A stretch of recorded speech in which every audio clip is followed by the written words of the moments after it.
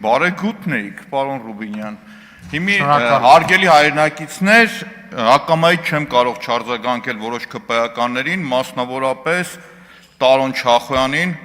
ում իմ մոտ տպավորությունն է, որ վերջի մի քանի տարիների երազանքը եղել է նմանվել դառնալ Վահագն Ալեքսանյան։ Ավաղ չի ձգում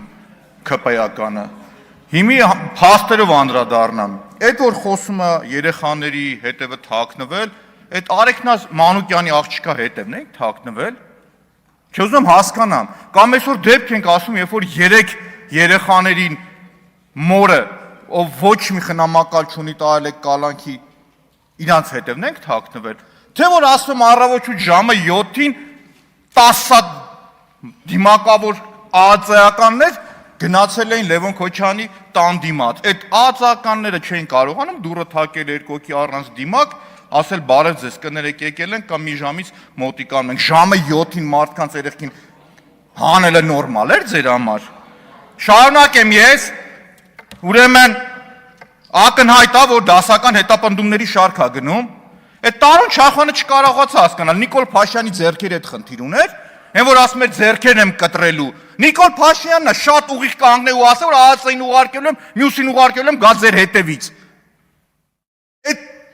Նիկոլ Փաշյանի հետ բան ուներ, հարց ուներ, ես ոչ մի ԿՊԱ-ականի թույլ չեմ տա Նիկոլ Փաշյանի ձեռքերի հետ հարց ունենալ։ Հաջորդը խոսում են, թե ցուցումը ոնց է լինում, ինչ է լինում։ Ազգային ժողովի ամբիոնից ու շատ ուղիղ։ Գիտեք հետաքրքիրը որն է, ստեղ հաղթողի կեցվածք չես տեսնում։ 18 թվականին, երբ որ հետապնդումը սկսվեց Ռոբերտ Քոչյանի նկատմամբ, հետևից տեսանք ինչ առհավիրք եկավ մեր պետության, մեր ազգի գլխին։ Ու այսօր այն տպավորությունն է իմ մոտ, որ մեզ նոր աղետ է սպասվում։ Նոր աղետ է սպասվում, նոր առավիրք է սպասվում։ Ու ոնց նոր սահմանադրությամբ, ադրբեջանցիների նոր պահանջով ու ԿՊԱ-ականների համաձայնվելով։ Շատ ուղիղ քաղաքական հետապնդում է, եւ ես իմ աջակցությունն եմ հայտնում բոլոր քաղբանտարկյալներին, իմ աջակցությունը Քոչարյան ընտանիքին եւ քաղաքականության հետ ոչ մի կապ չունեցող քաղբանտարկյալ Սեդրակ Քոչարյանին։ Այդ որ խոսում եք կոռուպցիայից, մի փունջ կոռուպցիայի գործ եմ նվեր տվել ձեզ։ Երբ որ ձեն չեք անի ցածր կխոսամ, երբ որ կընդհատեք բարձր կխոսամ, ուրեմն անձայն կլսեք։ Ուրեմն շարունակեմ, երբ որ կոռուպցիայից եք խոսում, մի փունջ կոռուպցիա նվեր եմ տվել ձեզ։ Այդ ձեր քնչականը կարում է գործառույցի։ Իհարկե չի կարողանա։ Իհարկե չի կարողանա։ Ինչի համար չի կարողան։ Այդ անիֆիկ 25 միլիարդից թենտեզերա գնացի, չգիտեմ ինչ էին արել, 3.3 միլիարդ էլ այդտեղ է գործառույցվել։ Միլիարդներ։ Մենակ Երևանի հողերի թալանը ձեզ նվեր։ Բառացի կանգնեցի, ասեցի ու արձանագրեմ, ոչ մի առարկական փաստարկ չեղավ այդ թալանի համար, չեղավ, որովհետև չկար։ Տիկին Յոլյան, կարևորագույն բնապահպանական խնդիրներից է օդի աղտոտվածությունը, Երևանի փոշին, որ այդ խնդիրն առաջացնում էր, ֆանտաստիկ լավ կլիներ, որ կառավարությունը Կասկադի աջ կողմը ամբողջությամբ անտառ ստեղծեր, կանաչ գոտի ստեղծեր, բայց արի ու տես,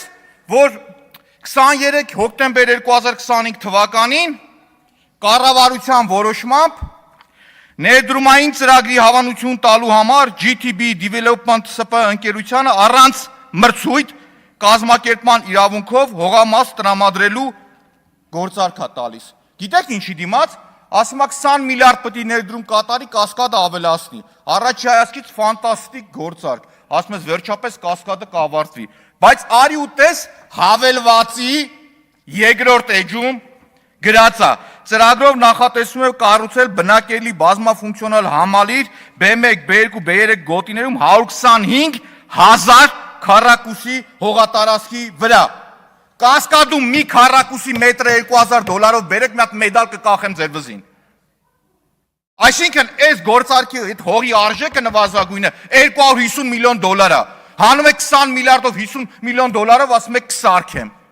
Հիմի ինչ, սրա համար, կառավարության այս գործարքի համար պիտի դատի Նիկոլ Փաշինյանը, հարց եմ տալիս ձեզ, թե Արայիկ Հարությունյանը, կառավարության որոշումը նախապատրաստվում է բոլոր ատյաններով գնում է, անխտիր բոլոր ատյաններով, ու ամեն մի ատյան իր պատասխանն է տալիս։ Ամեն միացյան, հատիկ առատիկ, էսի սրա համար, մյուսի համար։ Բայց այդտեղ հետաքրքիր մի հատ ուրիշ գործարքել կա շարունակում ենք, պարզվում է,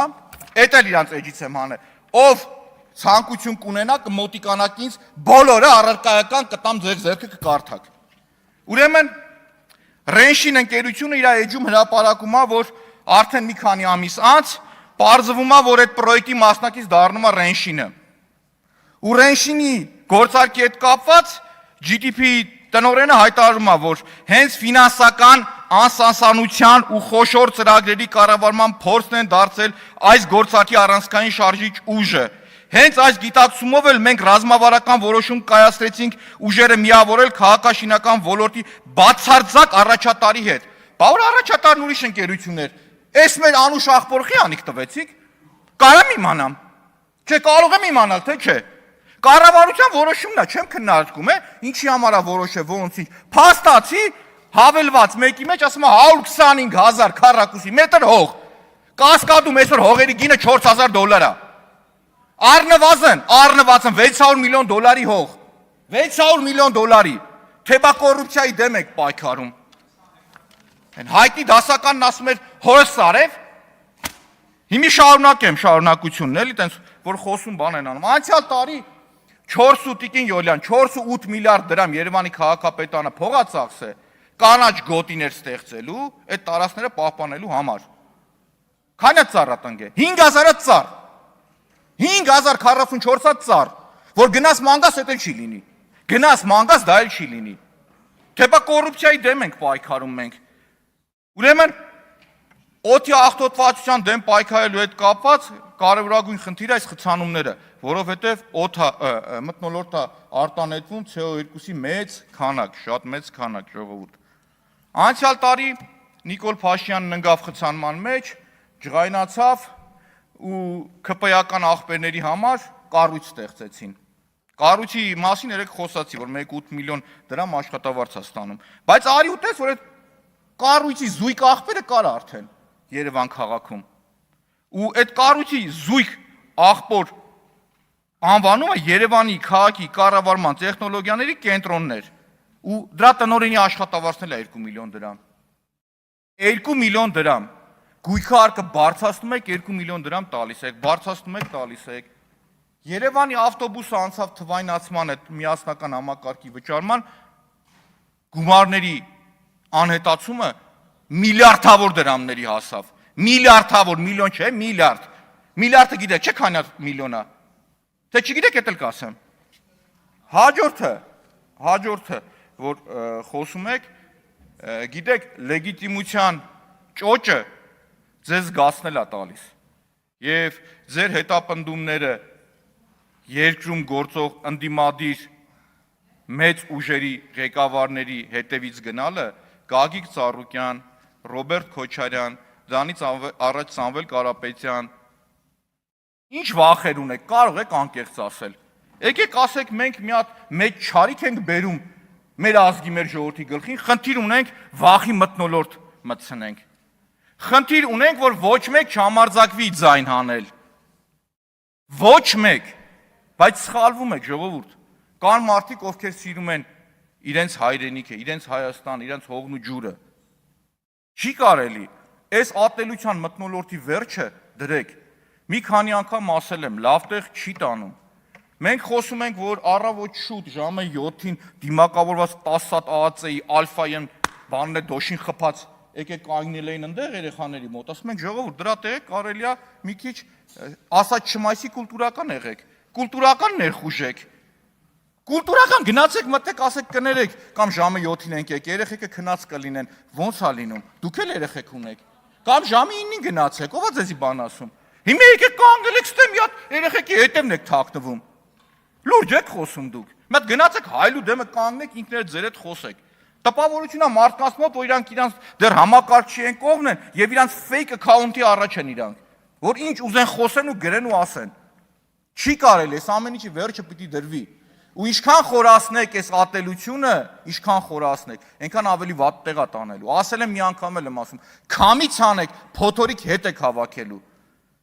Ես խնդիր չունեմ, Թե ձեր հետ շփվելու, թե ընդդիմադիրների հետ շփվելու կոմունիկացիայի խնդիր չունեմ, ամեն բանի հետ բացատրում ասում եմ, բայց ամեն ինչը պետք է ունենա սկիզբ ու վերջ։ Ազատություն բոլոր քաղբանտարկյալներին։ Լիլիթ Գալստյան նախապատրաստվի Վիլեն Գաբրելյանը։